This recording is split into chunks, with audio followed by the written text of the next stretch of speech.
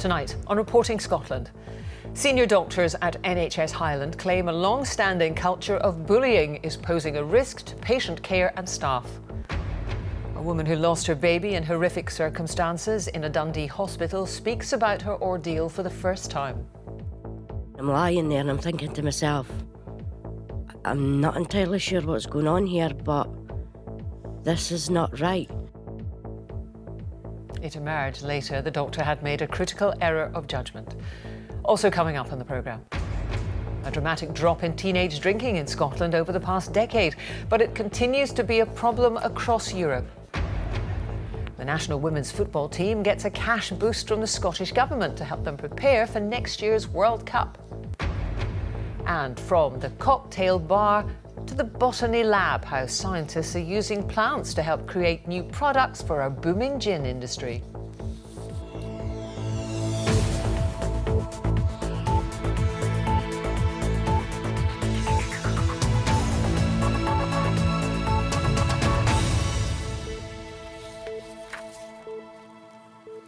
Good evening. A group of senior medics have spoken out about a culture of bullying at NHS Highland. In an open letter, they highlight what they describe as a practice of suppressing criticism at the Health Authority, which they say emanates from the very top. NHS Highland says it takes such allegations extremely seriously and any complaints will be investigated. Jackie O'Brien reports. Inverness GP Ian Kennedy is one of a number of Highland doctors warning of a culture of fear and intimidation within NHS Highland. In a letter to the Herald, they claim it's had a serious impact on the health of staff at all levels of the organisation, with fresh cases coming to light today. I'm talking about people that have developed severe anxiety symptoms, have developed depressive illness, have developed post-traumatic stress disorder. But I did have somebody in contact this morning who told me that he would allow me to say anonymously that he was on the brink of suicide because of this bullying culture in NHS Highland. NHS Highland says it's not convinced the doctors' views are representative of all local medics, but along with the Scottish Government, it's pledged to fully investigate the claims. It's really important, I think, not to dismiss the allegation. So I'm not going to say that there isn't a problem. I don't recognise it personally, but it's professionally my duty and the duty of the organisation when an allegation of this degree of serious magnitude comes to light, that we actually properly investigate it. I take any assertions and allegations of bullying and harassment in any part of our health service very seriously indeed. Now, I spoke to the chair of the health board last night and asked him to make sure that he could meet the signatories of the letter as quickly as possible. I understand he is doing that tomorrow. Allegations of bullying have been festering within NHS Highland for years now. A recent external report criticised the governance of the organisation. And with its current chief executive about to leave anyway, there are calls for fresh leadership and a complete change at the top. This is not about one individual. This is a systemic disease. This is throughout the leadership of NHS Highland. It's in the board of NHS Highland. This health board is bad for the health of its staff. The sustainability of health services in Highland are at severe risk. The clinicians have welcomed the government's intervention today, but they've called on it to conduct an independent inquiry into the affair. Jackie O'Brien reporting Scotland, Inverness. Well, let's speak to our health correspondent, Lisa Summers. And Lisa, this isn't the only health board accused of a culture of bullying. Well, that's right, Jackie. We recall that just last week a board member at NHS Tayside resigned because he felt that serious claims and concerns of staff were not being dealt with despite a new management team there. Earlier in the summer, NHS Lothian apologised to staff because an independent investigation found there to be a culture of bullying and harassment in some of its emergency departments. Now, later this week, the chair of NHS Highland will come here to meet with the chief executive of NHS Scotland at St Andrew's House. But the NHS and the government are coming under increasing pressure to make sure that they create a safe environment for staff to come forward when they have these concerns without being at risk of being blacklisted. Well, the Health Secretary said to me she didn't know exactly how many health boards were currently investigating claims of bullying or harassment, but that she was seeking assurances from all of them that they had appropriate measures in place. And she said that they are bringing forward legislation this autumn so that by this time next year there will be a national and crucially independent whistleblowing champion for the NHS in Scotland. Thank you very much, Lisa Summers there. A mother has been telling of the traumatic birth of her baby son. Some viewers may find the details of this story distressing. Laura Galazzi was expecting a caesarean, but a normal delivery was attempted, during which her baby was decapitated. The doctor at Dundee's Ninewells Hospital was found to have made an error of judgment, but was cleared to return to work. Laura is now campaigning for a change in the law so that such circumstances will be investigated in a fatal accident inquiry. She's given her first broadcast interview to BBC Radio Scotland's Kay Adams. I'm lying there and I'm thinking to myself, I'm not entirely sure what's going on here, but this is not right. And she's, come on, push, push. We'll have to get this baby out, we'll have to get this baby out. Did you know how dilated you were? I was only 2 to 3 centimetres. I wasn't in full labour, I wasn't contracting. There was nothing like that. So I thought, I've done it. I've done it. My son's here. I didn't hear him crying, but I wasn't too worried about that because I knew he was so small. The room just went into absolute chaos. People were rushing about. And then the next word I heard was, right, push again. And I'm thinking to myself, why am I pushing again? I've done it. I thought I'd done it. And then a couple of minutes later it was, oh, no, you're getting put to sleep. So in the fullness of that delivery, although part of his torso had come out, his head was rendered away from his body. Yes. You know, you're sitting in front of you with that wee blue bear. Tell us about that wee blue bear. And I got his ashes put in the teddy bear just so that I could have a cuddle just whenever I want, because I don't have my son, so it's the next best thing. And you've got a photograph album there that you showed me? Yeah, that was done by a woman called Ruth, who is part of Remember My Baby. She came into the hospital on the Sunday and she took my son and she did loads of lovely black and white portrait photos of my son. So they did take your son and they prepared him so that you were able to get photographs. Were you able to see your son? Because of the injuries that he'd sustained during childbirth, he was on a small blue padded board, and they brought him in a little Moses basket, and I was able to spend time with my son Sunday night into Monday morning. I couldn't hold him properly because he was on a board. I couldn't hold him properly, but I was able to... And he was a tiny wee thing. Yeah, I was able to look at him and sort of kiss him and smell him. And what is your focus now? I started a petition on change.org. I'm just trying to get as many signatures as possible so that this law can be looked at. Because he didn't take a breath, he's not classed as a person. There's no fatal accident inquiry because he didn't take a breath. So why not have an inquiry to try and fix it? To try and make sure that nothing like this ever happens again.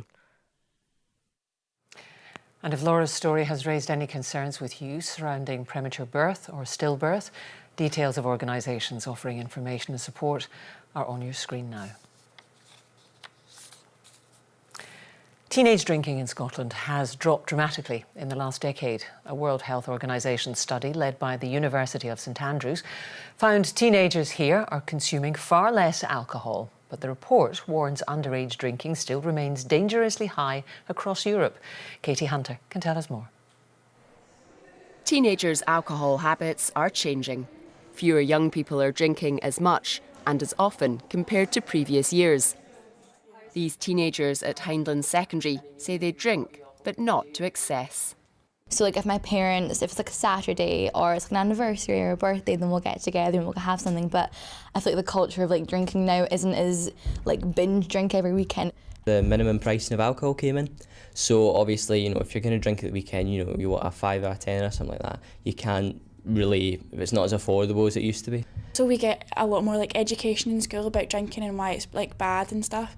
So I think that has a big impact on us because we realise how much of an impact drinking can actually have on us. Figures suggest since 2002, weekly drinking among 15-year-olds in Scotland has fallen from 41% to 11% for girls and from 41% to 14% among boys. But data also shows a third of children have been drunk twice or more in their lifetime. Huge reductions across the board in weekly drinking and in drunkenness, and also at the age at which young people start to drink. So those are all really encouraging findings. We still have work to do. We have 1 in 10 young people in Scotland who are still drinking every week at age 15, and we have very high levels of drunkenness compared to other countries. Underage drinking continues to cause problems in Scotland. For the last 2 years, police have been called to Troon Beach to deal with alcohol-fuelled disorder. Today's report suggests the decline in teenage drinking could be down to changes in marketing and a focus on prevention, as well as household income. One charity says the internet may also be playing a part. Young people are socialising in a different way. They're socialising much more online rather than maybe being in the park. But unfortunately, that also brings risks with it, that they're more accessible through marketing online. And that's why we really need to be protecting children and young people from digital marketing. Experts agree there's still much more to do to reduce the harm caused by teenage drinking. Katie Hunter, reporting Scotland.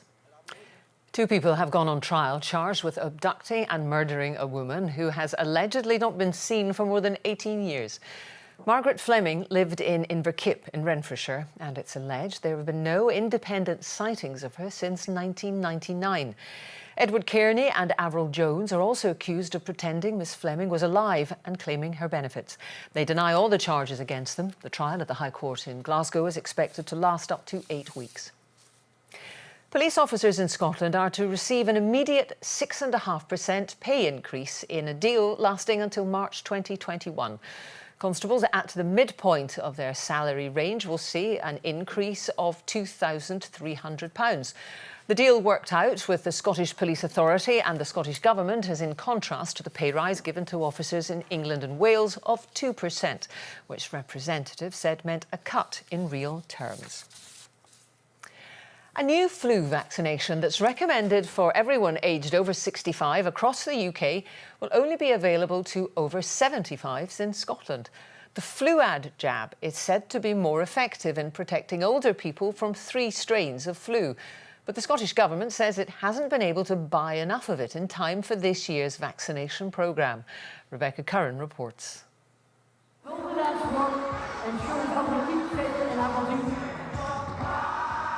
Stepping Out keeps these dancers fighting fit. But as most are over the age of 65, they're more at risk of flu. A new vaccination claims to be more effective protecting their age group. But this year in Scotland, it's only available to over 75s. And for some, that's causing concern. I'm a pretty healthy 68-year-old. I'm very, very lucky. But there are much more vulnerable people. And I think probably what I'd like to hear is that if you are over 65, if you're vulnerable, you'd still be able to get that vaccine rather than just the one that we're obviously going to get this year. The new vaccine is designed to create a stronger immune response in older people. It'll be offered to over 65s in England and Wales, but the Scottish Government says the supplier was unable to guarantee a sufficient supply, so it's prioritising the over 75s. Over 65s can still get the standard jab. There's no criticism of the company here at all. It's one company who've had to scale up their operation, and we've got to make sure that we have a programme which works for Scotland and delivers for Scotland. The truth is, in England, that there is no guarantee that everyone over 65 will be able to access the improved vaccine. Last year we saw obviously some of the highest flu deaths in Scotland. That's deeply concerning, and so there's now real questions over our preparedness in Scotland and why we've not had the best possible flu vaccination and the impact that will actually have on our NHS this winter. The flu couldn't be further from the minds of the dancers here today, but with winter just around the corner, those at risk are encouraged to think about getting their jab. Rebecca Curran, reporting Scotland, Aberdeen. A great event. It's 16 minutes to 7, a reminder now of tonight's top story.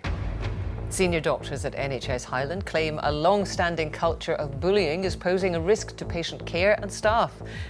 And still to come, from the cocktail bar to the botany lab, how scientists are using plants to help create new products for a booming gin industry.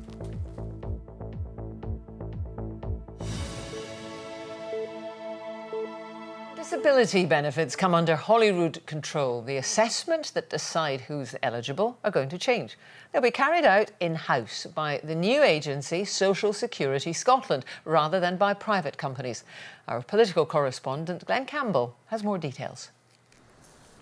In Shetland, Diane Jameson thought she'd finished form filling to claim benefits for her 22-year-old son John Robert, who has a form of autism that means he's unable to speak. But the UK Department for Work and Pensions wants to reassess his entitlement. It's disgusting, really. They know he has a lifelong disability, everything is there. They shouldn't have to keep getting forms and the inconvenience and stress. I feel that they're really being picked on, the vulnerable and the sick, and it's just not good enough. It really is now. Just heartbreaking stories from people about the way they're treated. The Scottish Government's promising a different approach for disability living allowance, which is becoming its responsibility. At Holyrood, the Minister confirmed no private companies would carry out benefit assessments under her control. I have decided it is our new public agency, Social Security Scotland, that will deliver assessments to determine eligibility for disability assistance, fully supported by public sector healthcare professionals. The Minister promised Social Security Scotland would offer assessments to claimants at a time that suits them, with the possibility of home-based assessments for those with difficulty travelling. And she said the agency would make audio recordings of assessments to ensure reliable accounts are kept. Some opposition MSPs think the government's in danger of over-promising.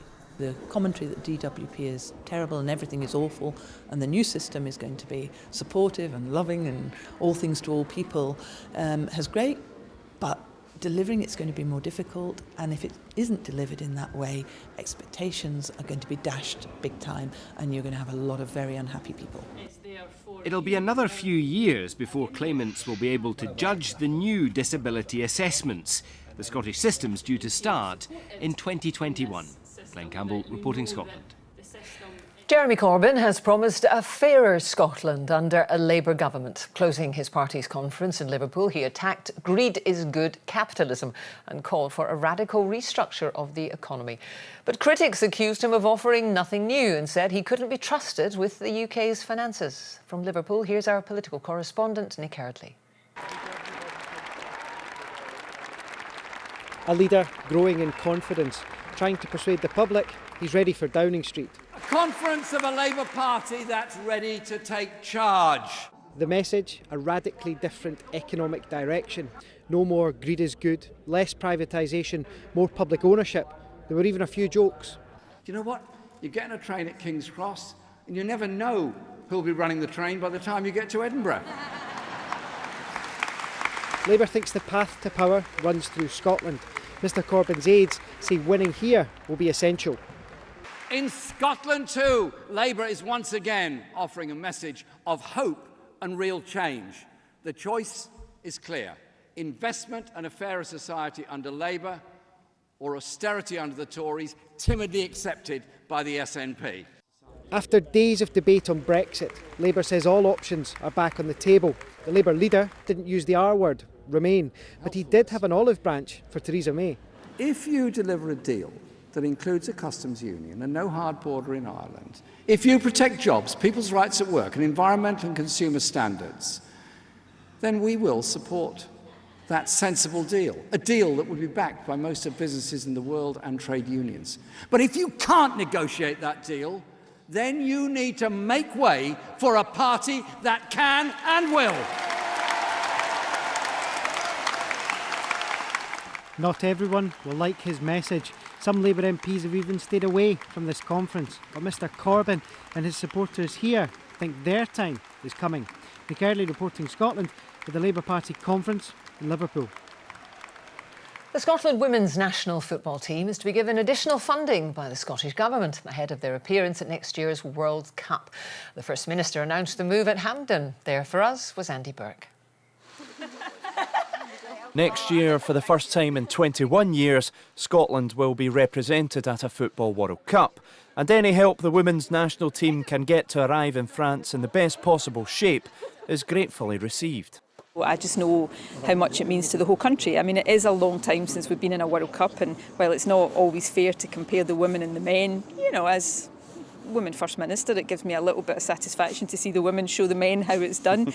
But I think this is a really inspirational moment. It's good for football in Scotland, it's good for women's football in Scotland, but it's also, I think, a potentially transformational moment for women in sport more generally, because it really does inspire the next generation. The Scottish Government has pledged £80,000 to enable the Scotland squad to train full-time in the lead-up to the World Cup in France next year. For those members of the squad who are not employed as full-time professional footballers, it's a huge boost ahead of the biggest tournament of their careers. We train essentially full-time, but we still have to balance the work aspect. So for us, I think it will just allow us to be able to refine different parts of our game and allow us to just fully invest our time in the football aspect in the build-up to next year. Qualifying for the World Cup for the first time gives women's football in Scotland something significant to build on, an opportunity the mastermind of this success is determined not to squander. We've got a group of female role models that's just qualified for the World Cup. So for me, the investors out there and the support will definitely be generated, and I think it's something that, you know, I think the game in Scotland is evolving all the time, and there's absolutely no doubt that I think, you know, the moments like today will encourage others to invest in our product as well. Well, for that to happen, a good showing at next year's World Cup in France would certainly help. Andy Burke, reporting Scotland, Hampden. Time for some gin now, one of the great success stories in Scotland's food and drink industry. Well, scientists at Heriot-Watt University have now created a botanical library to help gin producers create new flavours, as our business correspondent David Henderson has gleefully been finding out. Lunchtime at a gin bar in Edinburgh. Here they've hundreds of different gins to choose from. All those flavours from all over the world help explain this drink's growing appeal. It's rhubarb and ginger.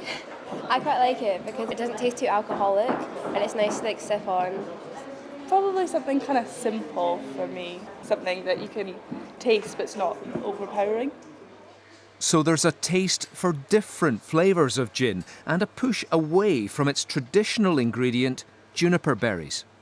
Just a decade ago, there were just a handful of different kinds of gin being produced here in Scotland. Now it's well over 100, and there are distilleries cropping up all around the country trying to meet a growing demand. Time perhaps for the appliance of science. At Heriot-Watt University, there's a world first, a botanical library of more than 70 different plants and fungus, all grown in Scotland. Gin and the botanical library is a snap bang in between art and science, because you've got the balancing of the flavours, which is harder than everyone thinks, because people just think gin is basically botanicals and spirit, when in actual fact you've got to kind of carefully balance it, because if you change one thing, you change three things. And this new library promises crystal clear proof of what's been put in gin, especially unusual flavours, so distillers here can export more, building on the success of Scotch whisky. You can walk into any bar anywhere on the planet and you don't necessarily need to explain where Scotland is or how good we are at making spirits, because the chances are they've already got a bottle of malt whisky lying on the back bar and they'll respect it. So straight away with gin, you're walking in with one foot in the right direction, because they've already got respect for Scottish distilling. It's just a different spirit. Worldwide gin sales topped £2 billion last year, but as science and industry work together, that could yet rise as new flavours bring new success. David Henderson reporting Scotland, Edinburgh. I'm seeing nothing. Let's get the weather now from Christopher. Jackie, thank you. Hello there, good evening to you. Well, it was a fairly cloudy, grey day for many of us, but there was some sunshine for eastern Scotland, and that lifted temperatures to 20 Celsius. Now, overnight tonight, fairly cloudy, dry for many, but you'll notice in the far north some outbreaks of rain, heavy and persistent at times. Elsewhere, dry with skies clearing, and we're still in the mild air, temperatures in the teens, but it will be windy from the west-southwest, perhaps close to gale force in the far northwest. So tomorrow, and a weather front moving south, bringing rain, but also introducing much cooler, fresher air. So as that weather front slips south, the blue colours indicating those cooler conditions moving in. To start things off, dry for many, but wet in the north, and then the weather front, the rain moves its way southwards, clouding things over, the rain petering out, and then by afternoon, we're all into the same regime of bright skies, some sunshine, and a few passing showers, but also much fresher, much cooler conditions compared with what we've had today. Bear in mind, some areas towards the east coast were 20 Celsius today, tomorrow around 14 or 15 degrees. And certainly a number of showers in the northwest with a fairly brisk breeze here and up towards the Northern Isles as well. So quite a cool feel there in Lerwick at 10 Celsius. Rest of the afternoon into the evening, still a few showers, but then a dry, clear and cold night. Bear in mind this coming night, 13, 14 Celsius. Overnight into Friday, perhaps just 3 or 4 Celsius in town.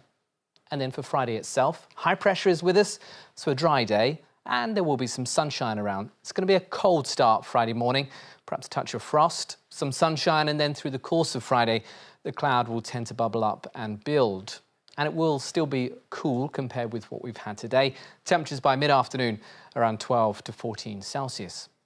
And so to the weekend, well, on Saturday, that high pressure is still with us for most of us. You'll notice some rain in the northwest, but elsewhere, a largely dry day to come on Saturday, but feeling cool and similar on Sunday too. That's the forecast for now. Christopher, thank you. And that's Reporting Scotland. Join us, if you can, for our update at 10:30. Until then, from everyone in the team across the country, good evening.